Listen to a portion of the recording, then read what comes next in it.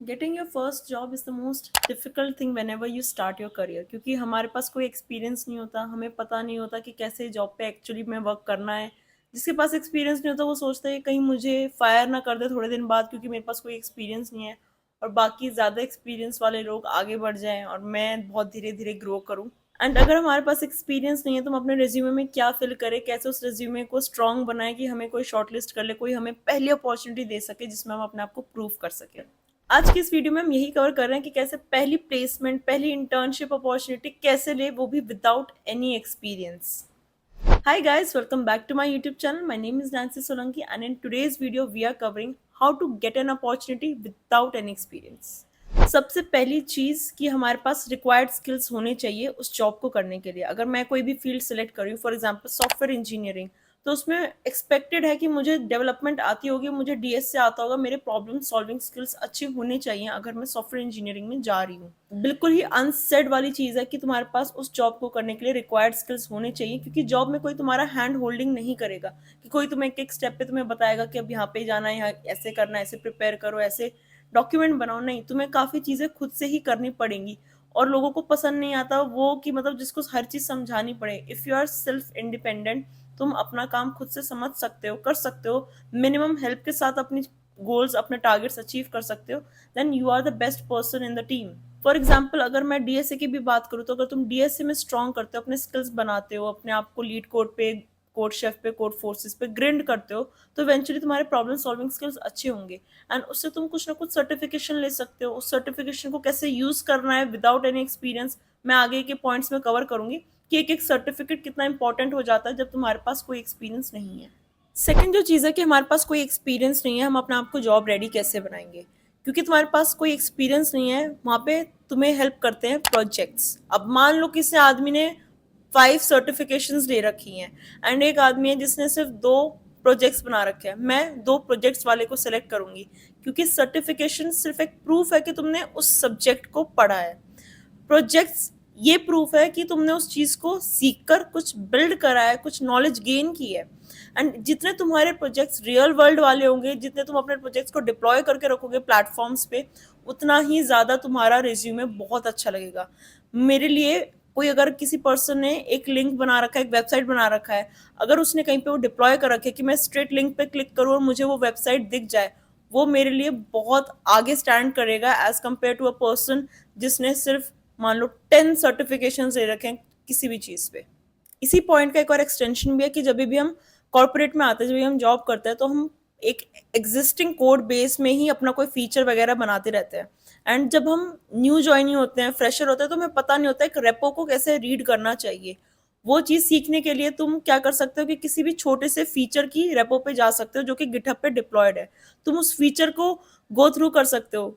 बस ये ध्यान रखना कि अगर मैं कोई भी लाइब्रेरी उठा रही हूँ, कोई भी प्लगइन उठा रही हूँ, उसका ना सिर्फ एक ही फंक्शनैलिटी हो। जितनी छोटी रेपो से स्टार्ट करोगे उतना बेटर होगा कि छोटी रेपो को पढ़ना सीखो, धीरे धीरे धीरे धीरे फिर बड़े बड़े प्रोजेक्ट्स पे जाओ। इससे फायदा ये होगा कि जब भी तुम जॉब के लिए जाओगे, तुम किसी भी एग्जिस्टिंग रेपोजिटरी को पढ़ोगे, तुम्हें पता होगा कौन सी फाइल्स कहाँ पे लोकेटेड है एंड इन फाइल्स का मतलब क्या है। थर्ड थिंग जिसका तुम्हें ध्यान रखना है वो है तुम्हारा रेज्यूमे। रेज्यूमे तुम्हारा आउटस्टैंडिंग होना चाहिए जब भी तुम किसी भी कंपनी के लिए अप्लाई कर रहे हो, क्योंकि रेज्यूमे तुम्हारा मतलब एंट्री पॉइंट है, तुम्हारा टिकट है उस कंपनी के इंटरव्यूज तक पहुंचने के लिए। तो जितना अच्छा तुम उसको बनाओगे उतना ज्यादा चांसेस तुम्हारे होंगे। अब पूछते हैं कि इस रेज्यूमे को अच्छा कैसे बनाया जाए। अगर मान लो मैं एक पर्टिकुलर रोल के लिए अप्लाई कर रही हूँ, कि मैं सिर्फ बैक एंड रोल्स के लिए अप्लाई कर रही हूँ, तो मैं ना 25 to 65 जॉब डिस्क्रिप्शन उठाऊंगी और कॉमन वर्ड्स जो पॉपअप हो रहे हैं उस जॉब डिस्क्रिप्शन में, उनको किसी एक्सेल शीट में लिख लूंगी कि ठीक है, ज्यादातर फिर जो सबसे ज्यादा कॉमन वर्ड्स होंगे ना जितने भी जॉब डिस्क्रिप्शन में, उनको मैं अपने रेज्यूमे में डालने की कोशिश करूंगी कि ये है जो सब लोग मांग रहे हैं, तो मैं इस चीज को अच्छे से हाईलाइट करूँ। अगर ये स्किल मेरे पास है तो मैं उसको अच्छे से हाईलाइट करूँ और मेरे रेज्यूमे के शॉर्टलिस्ट होने के चांसेस ज्यादा बढ़े। अपना रेज्यूमे हमेशा जिस भी जॉब डिस्क्रिप्शन में तुम अप्लाई कर रहे हो उससे मिलता जुलता होना चाहिए। अगर तुम्हें यह है कि मैं इतने सारे हर बार तो रेज्यूमे टेलर नहीं कर सकती जैसे जैसे जॉब डिस्क्रिप्शन होगी, तो उसके लिए यही है कि तुम हर एक एक टेक्स्ट स्टैक को हाईलाइट करने के लिए एक अलग अलग रेज्यूमे बनाओ। 4 to 5 टेम्पलेट्स बना लो डिफरेंट डिफरेंट टेक्स्ट स्टैक को हाईलाइट करने के लिए एंड उन्हें यूज करो। दूसरी चीज जो तुम अपने रेज्यूमे में डाल सकते हो वो है प्रोजेक्ट्स। जो भी तुमने पहले प्रोजेक्ट्स बना रखे हैं जिससे तुम शो कर रहे हो कि तुम्हारे पास रियल वर्ल्ड एक्सपीरियंस है, तुमने काफ़ी चीज़ें खुद से बना रखी है, उन प्रोजेक्ट्स को डालो, उन प्रोजेक्ट्स को अच्छे से इलेबोरेट करो XYZ रूल के साथ। उस रूल के लिए एक वीडियो है जिसका डिस्क्रिप्शन में लिंक में डाल दूंगी, उस वीडियो को ज़रूर गो थ्रू करना कि तुम्हें पता चल जाएगा कि किसी भी चीज़ को अपने रेज्यूमे में कैसे लिखना चाहिए, कैसे उस छोटे से भी पॉइंट को इतना एग्जैजरेट करके या फिर इतने फिल्टर्ड तरीके से लिख दो कि किसी को लगे भाई वाह क्या काम किया है। एक और चीज जो तुम अपने रिज्यूमे में डाल सकते हो वो होते हैं सर्टिफिकेशंस एंड डिग्री का प्रूफ। जितनी भी तुम्हारी CGPA रही है वो चीजें तुम अपने रिज्यूमे में डाल सकते हो। सर्टिफिकेशंस अगेन एक प्रूफ होते हैं ये बताने के लिए कि तुमने वो सब्जेक्ट पढ़ रखा है। तो काफी कंपनीज ना सर्टिफिकेशंस भी देखती है कि अगर किसी पर्सन के पास उस पर्टिकुलर चीज की सर्टिफिकेशंस है तो वो मान लेते हैं कि हाँ तो इसको इतना मिनिमम तो आता ही होगा, जितना इसने पढ़ा इतना तो इसको आता होगा। तुम्हें एक एडवांटेज मतलब उससे तुम्हारा रिज्यूमे काफी लाइक भरा भरा लगेगा। एंड अपने रिज्यूमे को बिल्कुल भी वाइट स्पेसेस वाली जो चीज़ होती है उसको अच्छे से मैनेज करना है। अपना रिज्यूमे खाली नहीं लगने देना है कि बहुत ब्लैंक लगे, अच्छे से डिटेल में थोड़ा सा भरा भरा तुम्हारा रिज्यूमे लगेगा तो ही ऐसा लगेगा कि हाँ तुमने कुछ एक्चुअल में अच्छा कर रखा है। ये एक मतलब अगर नॉर्मल सी चीज़ है, अगर तुम सोचो एक पर्सन का रेज्यूमे है उसमें वाइट स्पेसेस बहुत ज़्यादा है और एक पर्सन का रेज्यूमे है उसमें वाइट स्पेसेस बिल्कुल प्रॉपरली मैनेज्ड है। तो मेरा इनिशियल थॉट प्रोसेस यही होगा कि जिसका ज़्यादा फील्ड है उसने शायद ज़्यादा अच्छे से काम कर रखा है, उसने ज़्यादा काम कर रखा है as compare to the one जिसने बहुत सारी वाइट स्पेसेस ब्लैंक स्पेसेस छोड़ रखे अपने रेज्यूमे में। फोर्थ थिंग जिसका तुम ध्यान रख सकते हो वो ये है कि तुम अपॉर्चुनिटीज में अप्लाई कर सको ढंग से। अब मान लेते हैं कि मैं अलर्ट ही नहीं रह रही कौन कौन सी अपॉर्चुनिटीज कौन कौन सी कंपनी निकाल रही है, तो मैं ऑब्वियसली मिस आउट करूंगी ना उन अपॉर्चुनिटीज पे। तो हमेशा अलर्ट रहो। काफी सारी हर एक कंपनी जितनी भी बड़ी बड़ी प्रोडक्ट बेस्ड कंपनी है सबके सब ऑफ कैंपस प्रोग्राम्स निकालते हैं हायरिंग के लिए। अलर्ट रहो, देखो कौन सी कंपनी कब हायर कर रही है।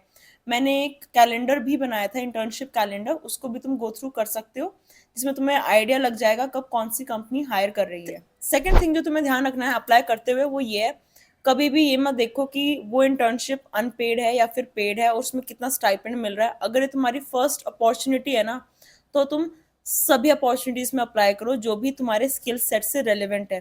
क्योंकि अगर तुम्हें मुझे पता है मुझे उस कंपनी में अभी नहीं जाना, उसका स्टाइपेंड बहुत कम है and that is not worth it, तो कम से कम उसका इंटरव्यू दो। तुम्हारे पास इंटरव्यू का तो एक्सपीरियंस आएगा, तुम्हें पता तो चलेगा तुम कहाँ स्टैंड कर सकते हो। तो अगर जिस कंपनी में तुम्हें लग रहा है कि वो तुम्हारे लिए ठीक नहीं है, तुम्हें उसमें नहीं जाना, उसमें भी अप्लाई करो ताकि तुम उसकी अपॉर्चुनिटी का एक्सपीरियंस ले सको, उनके इंटरव्यूज का। लास्ट चीज जो इस वीडियो में मैं कहूंगी जिस चीज का तुम्हें ध्यान रखना है वो ये होगा कि अपने नेटवर्किंग पे ध्यान दो। लिंक्डइन पे रिक्रूटर्स के पास कनेक्शन रिक्वेस्ट भेजो, किसी भी कंपनी को सर्च करो, देखो उसमें हायरिंग हो रही है तो कोई टीम है जो फ्रेशर को हायर कर रही है तो उस पर्टिकुलर पर्सन के पास मैसेज भेजो। कोल्ड ईमेल मत करना, कोल्ड मैसेज मत भेजना कि सिर्फ हाय और हेलो भेज दिया, एक्सपेक्ट करना कि वो आगे से खुद रिस्पॉन्ड करेंगे, नहीं। अपना मैसेज प्रॉपरली फॉर्मेट करना है। अपना पहले सब्जेक्ट लिखना है कि ये मैसेज का पर्पस ये है कि मुझे नीड रेफरल और need to inquiry about this position, ठीक है। ऐसे करके अपना एक सब्जेक्ट लिखना, फिर उसमें हाय हेलो करके एंड उसी मैसेज में अपना वो जॉब डिस्क्रिप्शन, अपना रेज्यूमे, तुम्हारे स्किल सेट एंड मतलब एक पॉजिटिव कंक्लूजन लिख देना। हाय हेलो मत भेजना, बस हाय हेलो तुम भेजोगे कोई रिप्लाई नहीं करेगा। एक प्रॉपर फॉर्मेट तरीके से ही अपना मैसेज भेजना है उनके पास। सो गाइज आज की वीडियो के लिए सिर्फ इतना ही। आई होप आपको ये वीडियो पसंद आई होगी। अगर आपको पसंद आई है तो नीचे कमेंट करो, जितना आप कमेंट करते हो उतना मुझे पता चलता है कि इस वीडियो को कितना ज़्यादा प्यार मिला है, इस टाइप की और कितनी वीडियोस बनानी है, या फिर जो भी तुम्हारे डाउट है जिस चीज़ पे भी तुम वीडियो चाहते हो आगे वो नीचे कमेंट डाउन करो। I try to pick up topics जो तुम कमेंट्स में डालते हो। So that's all for this video. See you guys in the next video. Till then, like, share and subscribe. Bye.